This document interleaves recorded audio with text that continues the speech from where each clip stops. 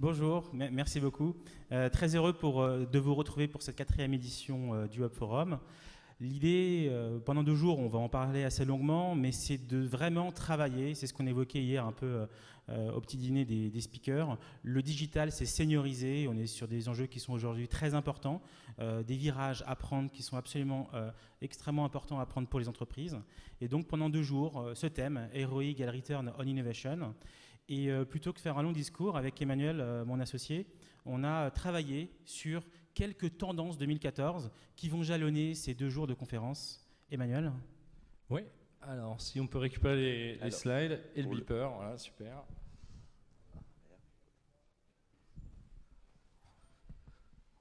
Sam. Super. Voilà, donc effectivement, on a vu, enfin vous avez tous vu dans le programme, et on a énormément de sujets, énormément de choses à voir pendant 2 jours.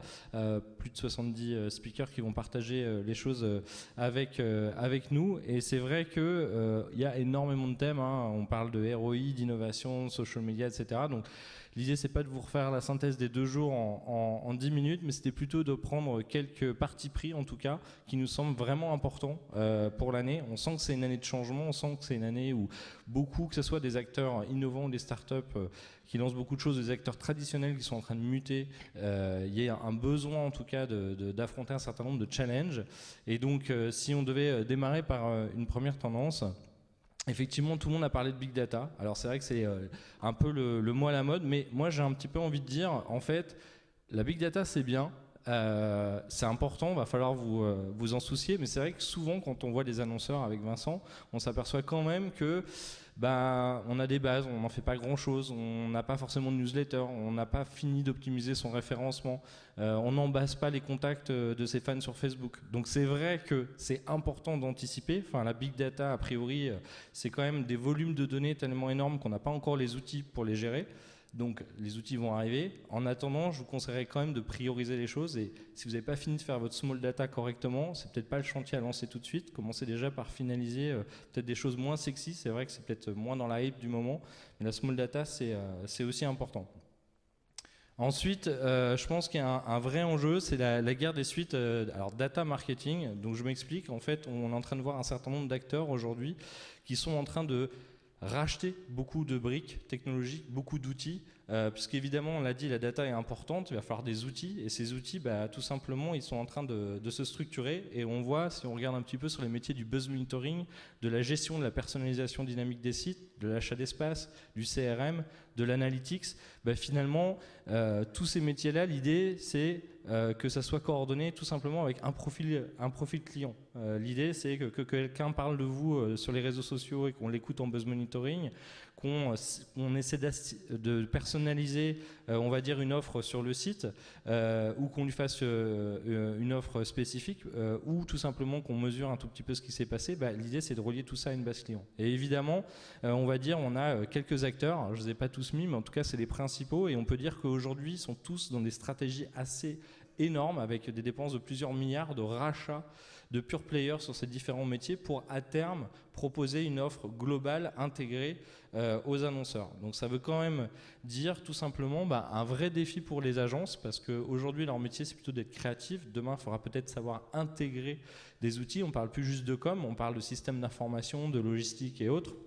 Il y aura certainement des partenariats avec les intégrateurs ou les CS2I. Pour les pure players qui sont dans ces métiers-là, des plateformes de buzz monitoring, des plateformes de CMS, Facebook et autres, c'est soit se faire racheter, soit à terme avoir du mal à lutter en termes de R&D. Et pour les annonceurs, ça va être un vrai choix. Est-ce que je suis chez Microsoft, chez IBM, chez Salesforce, chez Adobe, chez Oracle? Et une fois que je suis dans l'écosystème, a priori, c'est pas forcément pour switcher. Alors, une autre tendance qui nous semble vraiment importante de comprendre, c'est qu'aujourd'hui, finalement, si on regarde un tout petit peu au niveau des players les plus actifs, les plus performants sur le digital, on peut tous se demander, mais qu'est-ce qui fait la recette d'un Uber, d'un Airbnb? Qu'est-ce qui fait leur recette du succès? Alors, ça pourrait être leur taille, leurs produits, leur agilité, leur budget marketing. Et je pense que ce dont on ne se rend pas assez compte, c'est que c'est finalement l'expérience utilisateur. Alors ça paraît, ah oui, bien sûr, ok, ils ont une interface sympa, etc. Non, si on y pense bien, si on regarde Expedia, si on regarde Amazon, si on regarde Airbnb, finalement, ils n'ont pas de stock, ils ont peu d'employés, mais qu'est-ce qu'ils ont proposé? C'est une meilleure interface, une meilleure expérience.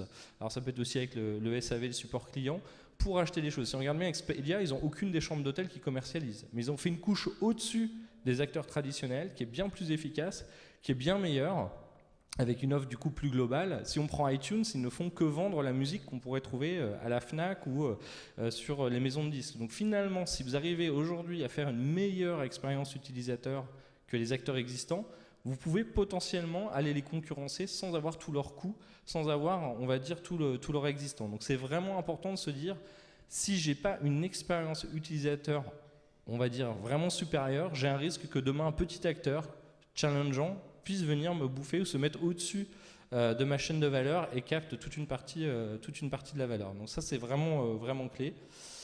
Alors voilà, User Experience is a new killer app.